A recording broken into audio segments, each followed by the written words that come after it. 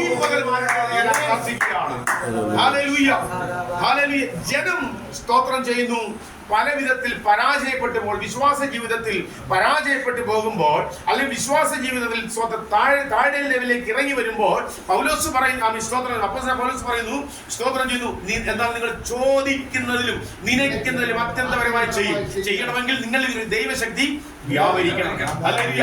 നമ്മുടെ അകത്തൊരു ദൈവശക്തി ഉള്ളിടത്തോളം കാലം നമ്മുടെ ശക്തിയാൽ കഴിയത്തില്ല, നമ്മുടെ ആരോഗ്യം കൊണ്ട് കഴിയത്തില്ല, നമ്മുടെ ബലം കൊണ്ട് കഴിയത്തില്ല, നമ്മുടെ കുടുംബ പേര് കൊണ്ട് കഴിയത്തില്ല, നമ്മുടെ വിദ്യാഭ്യാസം കൊണ്ട് കഴിയത്തില്ല. ഇതിലൊന്നും സാധിക്കാത്തടത്ത് സ്വന്തം സകലതും അസ്തമിക്കുന്ന ഇടത്ത് ദൈവമഹത്വം വെളിപ്പെടും. സ്തോത്രം ചെയ്യുന്നു. ആമേൻ.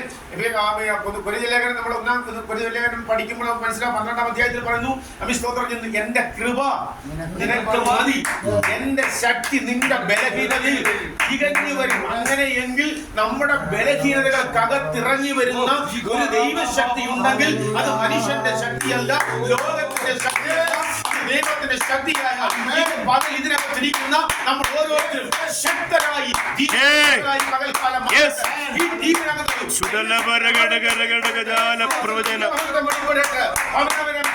ചെയ്യുന്നു. എന്നാൽ നാം ചോദിക്കുന്നതിലും നിരക്കുന്നതിലും അത്യന്തപരമായി ചെയ്യുന്ന ദൈവശക്തി സ്തോത്രം ചെയ്യുന്നു. കർത്താവിന്റെ ദാസനെ ആത്മീക ശുശ്രൂഷാ തലങ്ങളിൽ സ്തോത്രം ചെയ്തു. ഹല്ലേലൂയ. പലതും ചോദിച്ചിട്ടും സ്തോത്രം ചെയ്തു. ഇന്നും സ്തോത്രം എത്തും പിടിയും കിട്ടാതെ സ്തോത്രം ചെയ്തു. ഒട്ടിപ്പോയ ഒരു പട്ടം കണക്ക്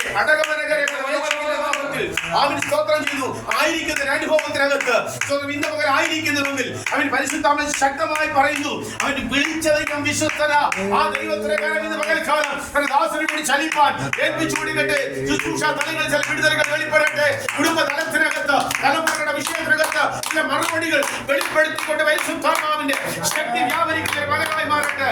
എന്നാൽ നാം ചോദിക്കുന്നതിനും നിരക്കുന്നതിനും അത്യന്തപരമായി ചെയ്യുന്ന ദൈവശക്തിയുടെ ആഴം ഇതിനകത്ത് വെളിപ്പെടുത്തുന്ന പകരമായി മാറട്ടെ.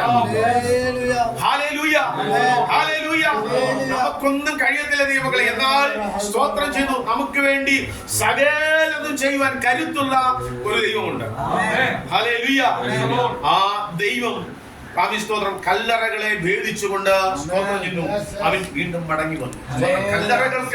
കല്ലറയ്ക്ക് അല്ലെങ്കിൽ റോമൻ പട്ടാളത്തിന് അവരുടെ ഇമ്പീരിയൽ മുദ്രയ്ക്ക് യേശുവിന്റെ കല്ലറയ്ക്കൊക്കെ തൊതുക്കാനേ കഴിഞ്ഞുള്ളൂ.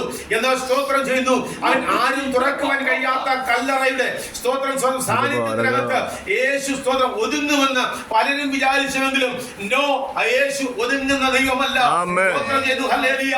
ആ ദൈവം സ്തോത്രം നമ്മെ ഉയർത്തുന്ന ദൈവമാണ്. അങ്ങനെയെങ്കിൽ അതിനകത്ത് യേശു പുറത്തു വന്നുവെങ്കിൽ അവൻ സ്തോത്രം ചെയ്തു. ഹല്ലേലൂയ.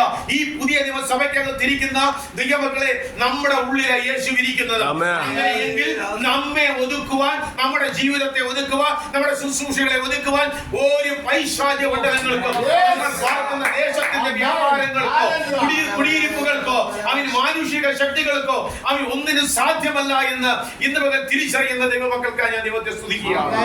ഹല്ലേലൂയ. ിരിക്കുന്നവരെല്ലാം ദൈവഭക്തന്മാരാണ്. എനിക്കറിയാം. സ്തോത്രം ചെയ്യുന്നു.